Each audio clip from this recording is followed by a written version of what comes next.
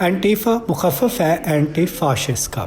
ماہرین کہتے ہیں کہ یہ ایک تحریک ہے جس کا کوئی منظم ڈھانچہ یا لیڈر نہیں ہے۔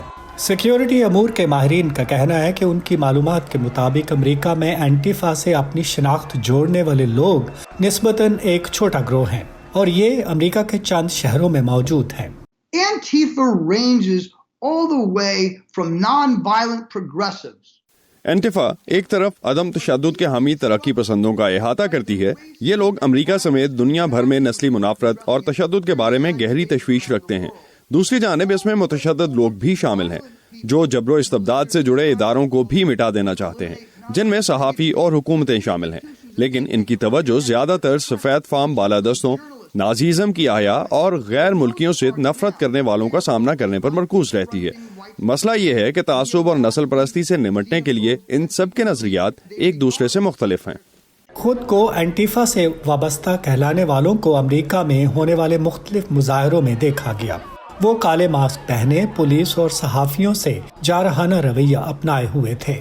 تاہم تحقیق سے ظاہر ہوا ہے کہ جب بات سیاسی تشدد کی آتی ہے تو انتہائی بائیں بازو کے گروپ کوئی بڑا مسئلہ نہیں ہے۔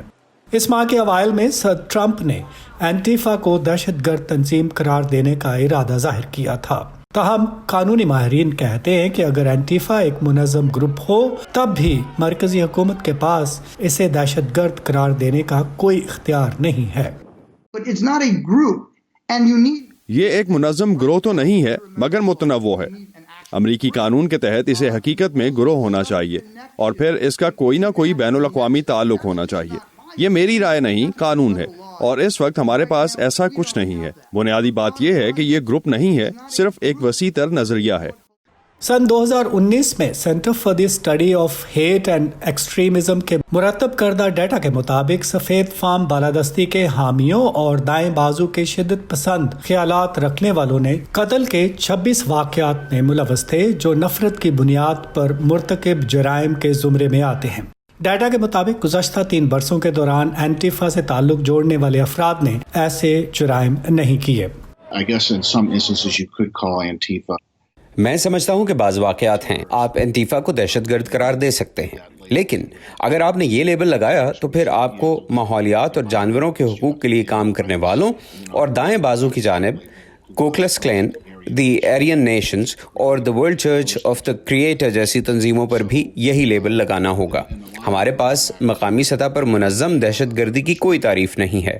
دیگر محققین کا کہنا ہے کہ اینٹیفا کو دہشت گرد گروپ قرار دینے سے دائیں اور بائیں بازو کے خیالات کے حامل دیگر گروہ بھی اس زمرے میں آ جائیں گے۔ I'd say Antifa is maybe 1 or 2%. میں کہوں گا کہ انتہائی بائیں بازو کی مخصوص ترقی پسندوں کے مظاہرے میں اینٹیفا شاید 1 سے 2% ہو۔ عدم تشدد پر یقین رکھنے والے مظاہرین کی اکثریت ان کے لیے خاص پسندیدگی نہیں رکھتی، وہ ایک خاص درجے کی توڑ پھوڑ میں ملوث ہوتے ہیں، لیکن انہوں نے ایسی کوئی حرکت نہیں کی جسے خاص طور پر تشدد کے زمرے میں رکھ کر انہیں دہشت گرد کہا جا سکے، جس کی کوشش حال ہی میں انتظامیہ نے کی تھی۔